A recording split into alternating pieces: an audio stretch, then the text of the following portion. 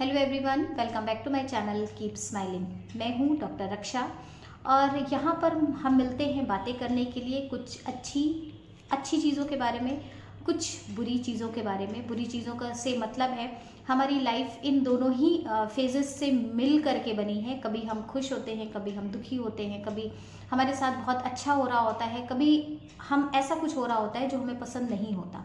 तो ऐसी ही बातों पर बात करने के लिए हम यहाँ पर मिलते हैं और इन्हीं पर कुछ चर्चाएं होती हैं। कभी कभी ऐसी बातें भी होती हैं कि आपकी कोई प्रॉब्लम्स होती है और उस पर मैं बात करती हूँ। फिलहाल जो एक लंबे ब्रेक के बाद मैंने आपसे बात शुरू करी थी और मैंने आपसे कहा था कि मैं कुछ ऐसी सर्कमस्टेंसेस में थी जहाँ से मुझे अभी वापस आने में टाइम लगा। तो चूँकि मैं कुछ सिचुएशन में थी तो मैं कोशिश करती हूँ कि मैं वहीं से जो मैंने फेस किया, जो मुझे लगा, जो मेरे एक्सपीरियंसेस मुझे हुए, मैं वहीं से अपनी बात को शुरू करना चाहती हूँ। तो शुरू करते हैं। मैंने आपसे कल एक बात कही थी कि 3 तरह के लोग होते हैं। एक तो ये कि जो परिस्थितियों से पलायन कर लेते हैं, अगर उनके कुछ सपने हैं, कुछ ड्रीम्स हैं, कुछ डिज़ायर्स हैं, उन्हें फाइनली ऐसा लगने लगता है कि मैं इसे नहीं प्राप्त कर सकता हूँ और ये मेरे लिए, मैं इनके लिए नहीं हूँ, मैं इसके लिए कुछ नहीं कर सकता हूँ, और वो वहाँ से बैक हो जाते हैं। दूसरे वो होते हैं जो रिजिड तो रहते हैं लेकिन ब्लेम करते रहते हैं। अगर कुछ खराब हो गया, कुछ परिस्थितियाँ उलट पलट हो गई या फेवरेबल नहीं हुई, तो वो हमेशा आपको ब्लेम करेंगे कि तुम्हारी वजह से ऐसा हुआ, तुम्हारी गलती थी, तुम्हें ऐसा नहीं कहना चाहिए था, तुम्हें ऐसा नहीं करना चाहिए था, एंड सो ऑन। इस तरीके की बहुत सारी चीज़ें। और तीसरे वो लोग होते हैं जो परिस्थितियों को कुछ समझते हैं, सोचते हैं, समझने की कोशिश करते हैं और चीज़ों को इम्पैथेटिकली उसका कंक्लूजन निकालते हैं। Yes, empathy. एम्पैथेटिकली जब हम किसी चीज़ को सोचते हैं और उसका सॉल्यूशन निकालते हैं, एम्पैथी के साथ में हम किसी चीज़ को सोचते हैं कि ये इसका सॉल्यूशन क्या होगा, या समस्या है तो इससे हम बाहर कैसे निकलेंगे। जब हम एम्पैथी के साथ में सोचते हैं, ये एक बहुत इम्पॉर्टेंट टर्म है, ये एक बहुत इम्पॉर्टेंट वर्ड है। और हम अगर ये कहें कि आज की समस्याओं में सारी चीज़ें, सारी जो प्रॉब्लम्स है, चाहे हम वर्किंग प्लेस पे हों, चाहे हम घर में हों, या हम फ्रेंड्स के साथ में हो, रिलेटिव्स के साथ में हो, बच्चों के साथ में हो, कहीं पर भी हो, अगर हम एम्पैथेटिकली चीज़ों को समझते हैं और उसको सॉल्व करने की कोशिश करते हैं, तो नो डाउट हम ज़्यादा बेहतर तरीके से डिसीजन ले सकते हैं, ज़्यादा बेहतर तरीके से चीज़ों को समझ सकते हैं और ज़्यादा बेहतर तरीके से सर्कमस्टेंसेस को हैंडल कर सकते हैं। तो आखिर क्या है ये एम्पैथी? क्यों हम कहते हैं एम्पैथेटिकली सिचुएशन को हैंडल करना ज़्यादा बेहतर होता है? देखिए, जब हम एम्पैथी वर्ड कहते हैं, इसका मतलब है हमने अपने आप को उस स्थान पर रख करके, मतलब सामने वाले के स्थान पर हमने खुद को रख करके तब ये देखने की कोशिश करी कि जो वो कह रहा है वो कहाँ तक ठीक हो सकता है। एक तो बात ये होती है कि जैसे ही किसी ने कोई बात कही और हम सीधे से ये कहते हैं, ना, यू आर रॉन्ग, तुम गलत हो, तुम कंप्लीटली गलत हो, कोई भी शब्द, कोई भी बात तुम्हारी ठीक नहीं है। दूसरी बात ये होती है कि जब हम ये सोचते हैं कि हाँ, हो सकता है ये हमें तो ठीक नहीं लग रही है, हमें कंप्लीटली ठीक नहीं लग रही है, लेकिन एक बार हम उसके दृष्टिकोण से सोच के देखें, तो जहाँ हम उस स्थान पर, जहाँ पर वो सामने वाला व्यक्ति है, जब हम उस जगह पर खड़े होते हैं और हम उस तरह से चीज़ों को समझने की कोशिश करते हैं, देन हम शायद पहले की कंपैरेटिवली कुछ अधिक फ्लेक्सिबल होते हैं, चीज़ों को ज़्यादा बेहतर तरीके से समझ भी पाते हैं और सामने वाले की समस्याओं को भी ज़्यादा बेहतर तरीके से समझ लेते हैं। ये होती है एम्पैथी। यहाँ पर हम हमेशा ये नहीं कहते कि हम ठीक हैं, बल्कि हम सामने वाले की सिचुएशन को समझने के लिए अपने आप को उसके स्थान पर रखते हैं और तब हम डिसीजन कोई भी लेते हैं।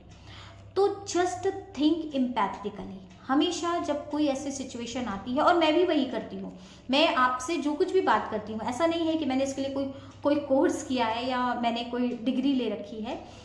ये सब हमारे जो हम जिन सिचुएशन से डेली रूबरू होते रहते हैं, कुछ सीखते रहते हैं, तो मैंने हमेशा मेरी ये कोशिश रहती है कि जो कुछ भी हमारे लाइफ में सर्कमस्टेंसेस हमारे सामने आते हैं, उससे हम क्या सीख सकते हैं।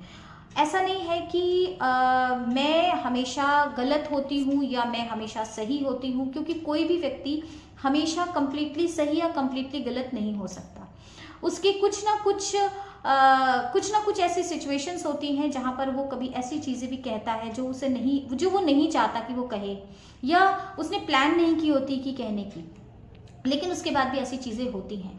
लेकिन उसके बाद क्या, चीज़ें बिगड़ गई, उसके बाद आप उसको कैसे हैंडल करोगे, आप उससे कैसे कोप अप करोगे, कैसे आप रिश्तों को फिर से सुधारोगे, कैसे आप एक बार फिर से जिस जगह पर आप हो उस जगह को, जहाँ पर आपको ऐसा लगा सब कुछ ज़िंदगी हिल गई है और अब मैं आगे क्या करूँगी, लेकिन आप वहाँ से दोबारा अपनी शुरुआत कैसे करोगे, इसके लिए कुछ तो आपको करना होगा ना। तो आप क्या करेंगे?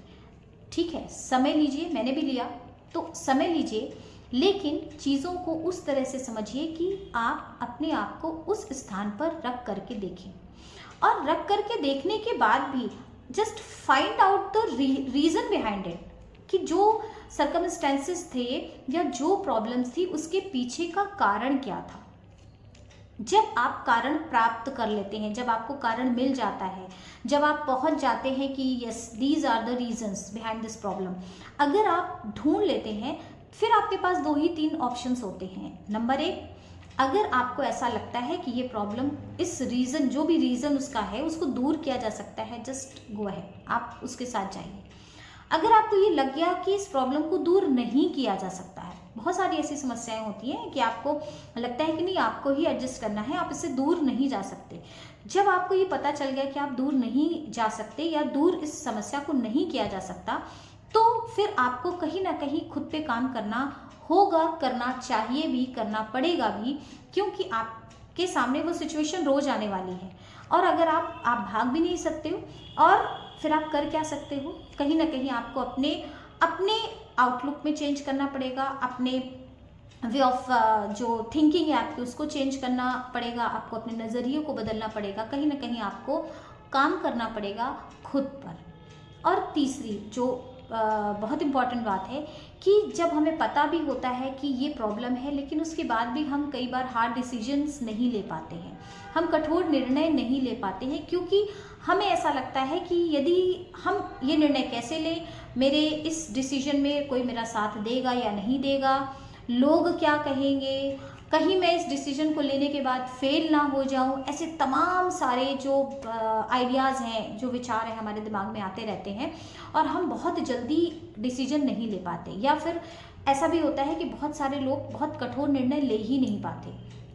मैं भी डिसीजन लेने में बहुत आगे पीछे होती हूँ, मुझे भी बहुत सोचना पड़ता है, बट जब मैं एक बार डिसाइड कर लेती हूँ नहीं मुझे ये करना है, फिर मैं उसको कर लेती हूँ। मुझे इस बात से कोई फ़र्क नहीं पड़ता लोग क्या कहेंगे, लोग मेरे बारे में क्या सोचेंगे, उनकी मेरे प्रति क्या धारणा होगी, क्योंकि यहाँ पर अगर आप प्रायोरिटी आपके माइंड में एकदम सेट है, अगर आपको लगता है कि नहीं आप इस सिचुएशन से रोज़ रोज़ हैंडल नहीं कर सकते हैं, तो आपको हार्ड डिसीजन लेना ही होगा, आपको करना ही होगा। कुछ कठोर निर्णय आपको अपने जीवन के लिए लेने ही होंगे और लेने चाहिए भी। ये जीवन एक बार मिलता है, ज़रूरी नहीं है कि आप अपने जीवन को सबके ऊपर निछावर कर दें।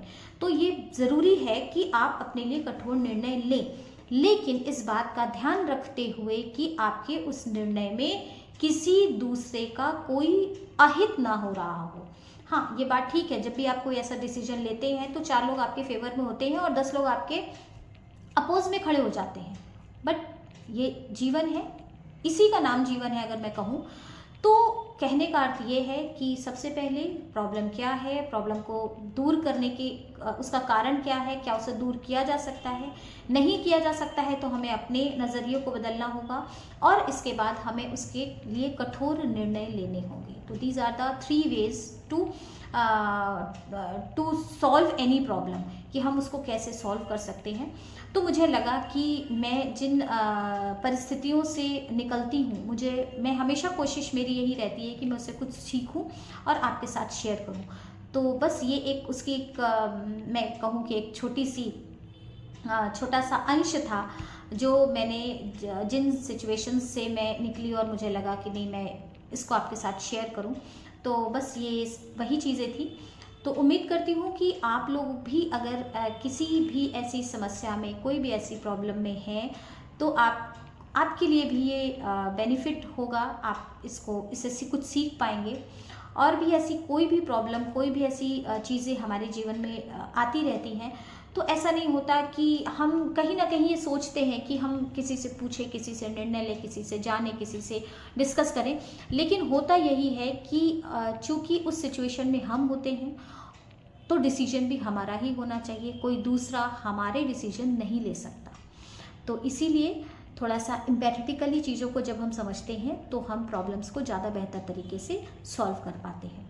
तो आज के लिए इतना ही, मिलती हूँ फिर किसी नए विषय के साथ, किसी नई बात के साथ। जो आपके भी बहुत सारे मैसेजेस पड़े हुए हैं, मेरे मेल बॉक्स में भी पड़े हुए हैं, व्हाट्सएप पे भी मेरे पास कई मैसेजेस आए थे। तो किसी विषय को लेते हैं, फिर उसके बाद उस पर बात करते हैं। तो आज के लिए बस इतना ही। Take care and bye bye.